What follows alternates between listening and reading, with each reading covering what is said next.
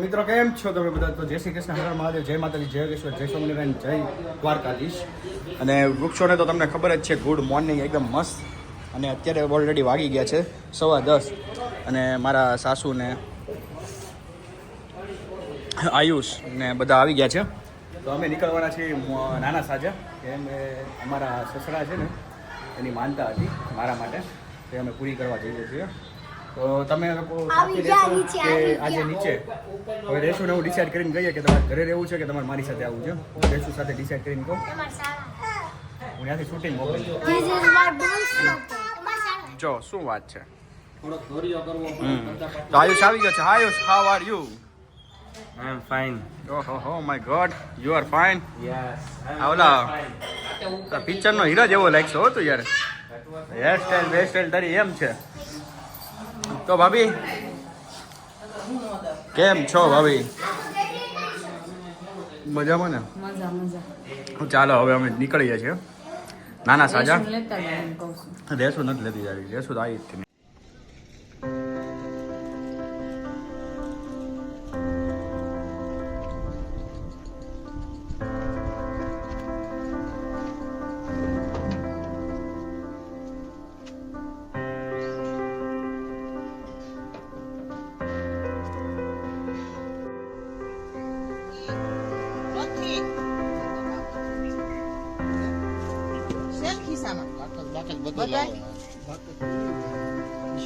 કોણે આપી?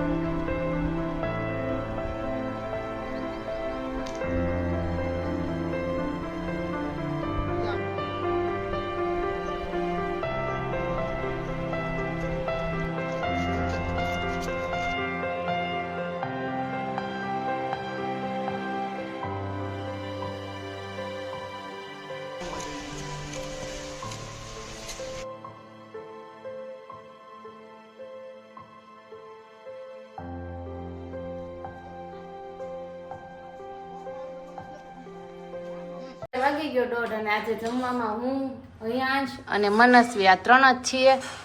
તો કેવું લાગે છે એકલા એકલા જમવામાં? પ્રિયાંશ હા અને પ્રિયાંશ નથી તો કેવું લાગે છે? ગમે છે? નથી ગમતું? કેમ? તને ગમે છે? હા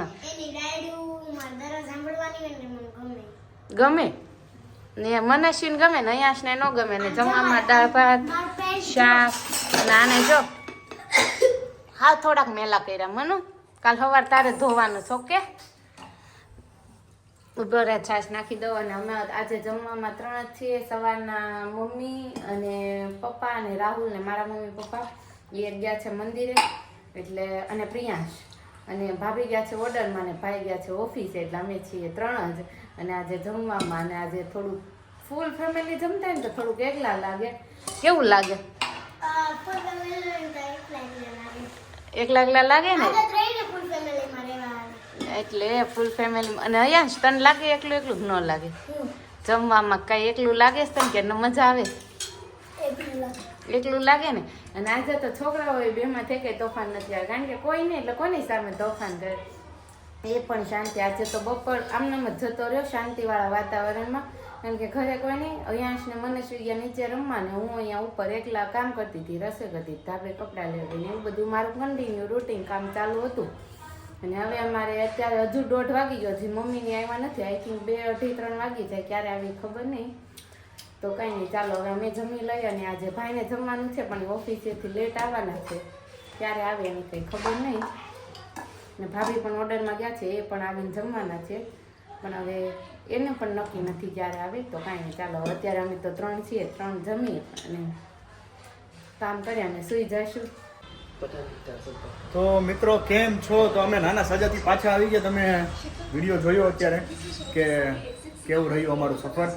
અને મમ્મી પહેલાં તો તમને કેવો લાગ્યો સફર નાના સાજાનો? મજા આવી ગઈ, બહુ સરસ જગ્યા છે, બહુ સરસ જગ્યા છે, જવા જેવું છે ને. મળીએ આમ જાય ને એટલે કોઈ પણ જગ્યા હોય ને એનો પ્રભાવ હોય એટલે આપણા મનને આમ સુકૂન મળે ને એટલે સમજવાનું કે જગ્યા બહુ સારી છે. એટલે પપ્પાને પણ આપણે એક્સપિરિયન્સ પપ્પા કેમ લાગ્યું? બહુ સુંદર જગ્યા છે.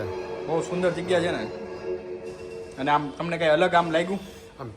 શાંત જમવાનું કેવું હતું? જમવાનું બેસ્ટ અને આમ જો કુવાની સગવડ એવી. જમવાનું એટલે આપણે પ્રસાદી આપણે જોઈ. લીધી પણ પ્રસાદી જેવું લાગ્યું ને, આમ અલગ જ લાગ્યું, પ્રસાદ જ લાગ્યો.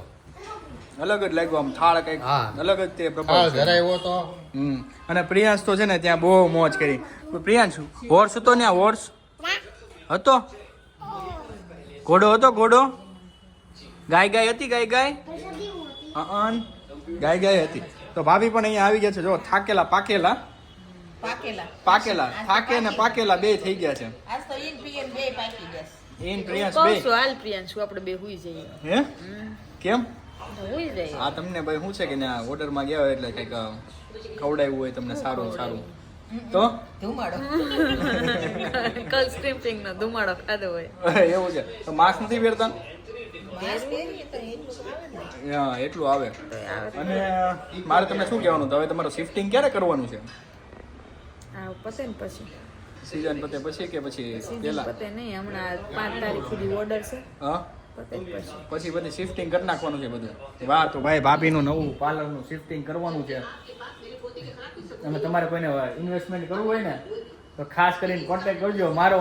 હા એનો કરજો, કારણ કે 50% ઈ છે અને એના 50% તમારું થશે. હા, એટલે મારા 50% થાય, ભાભીના 50% સેક્રિફાઈસ નથી કરવાના. કે પપ્પા તમે કઈ સેક્રિફાઈસ કરવા માંગો છો તમારા 50%? સેજ જઈ નથી કરવું. સેજી નથી કરવું? કાંઈ નહીં. તો ભાઈ મારા 50% માંથી હું તમને ભાગ દેવા તૈયાર છું. પણ ભાભી કોઈ પાછા પૈસા આપશો ને? મેં પાછું એમ કીધું છે કે મને પૈસા નહીં આપો ને તો હાલ છે, પણ ભાગ મારો કયો છો એમ. મેં ખાલી એટલું જ કીધું છે. મહિને 50 રૂપિયા કયો છો ને તમે? 50 રૂપિયા નહીં, 50% ભાગ કહું છું. મહિને 50 રૂપિયા છે. 50 રૂપિયા. હાલા 500 વાળી કરી. 500 રૂપિયા દઈને દેવરને કામ પોતા કરાવી લે. હા, એ ભાભી છે એટલે હવે મને કળી ગયા છે એવું જ લાગે છે. આપણે રેશુ પાસે જઈ, રેશુ કંઈક બનાવે છે. Reshu hi how are you कैसे हो आप? बहुत अच्छे. सुबह से मिले नहीं, शाम हो गई तो आपको हमारी याद आई कि नहीं आई? નહીં આવી. क्यों नहीं आई? દરેકને હવા સાંજ જ મળે ને કઈ દિવસે ઘરે હો. હા, એ વાત સાચી છે. પછી કેવું જ હોય. બધાને તોય ત્યાં મારી થોડી ઘણી યાદ ન આવી. નહીં હે? તે એમનો હોય એટલે તો મારે હવે રિહાઈ જવું પડશે. લે તો કાંઈ નહીં, તો રોટલી બનાવ કે ન બનાવ? હા, રોટલી બનાવી નાખીએ, ભૂખ તો લાગી છે. ખોટું બોલવામાં એટલે શું બનાવ્યું છે એ તો કે? ગાંઠિયાનું શાક ને રોટલી. વાહ, અત્યારે ગાંઠિયાનું શાક બન્યું છે અને રોટલી. હમણાં આપણે જમવા બેસી જઈએ અને જમીને અને પ્રસાદી અમે નાના સજોથી પ્રસાદી અમારે જો ગણેશ દાદા છે ને એની પ્રસાદી છે સુખડી, હે ને રેશું? અને ગણેશ દાદા તારે કોણ થાય? ગણેશ દાદા ઈચ્છા આમાં કાનાણી ઈ ભાઈ દાદા તો ઈ જગ્યા લઈ ગયા અચ્છા. મારા પપ્પાને ઘરે. અને ઈ દેવ થઈ ગયા છે એટલે દેવ થઈ ગયા છે એટલે ત્યાં જગ્યા એની બનાવી છે સ્પેશિયલ. અને તમે ઈ બ્લોકમાં જે ઓલી ઝૂંપડી જેવું જોવો છો ને તમે, એ હતા અમારા ગણેશ દાદાની જગ્યા બનાવી છે ને, એમનું સમાધિ કરી છે ને બનાવ્યું છે. અને રામદેવજીનું મંદિર છે અને બહુ જ વ્યવસ્થિત મસ્ત રોકાવાની મસ્ત જગ્યા છે, સુવિધા છે. એટલે બહુ જ અમને તો ભાઈ દિલથી બહુ મજા આવી. એટલે અવારનવાર આપણે હવે ત્યાં એવું લાગે તો જતા રહીશું. અને રેશું, તું શું કહેવા માંગે છે? તું કાંઈ નહીં, અમારા બ્લોગનો એન્ડ અહીંયા જ છે.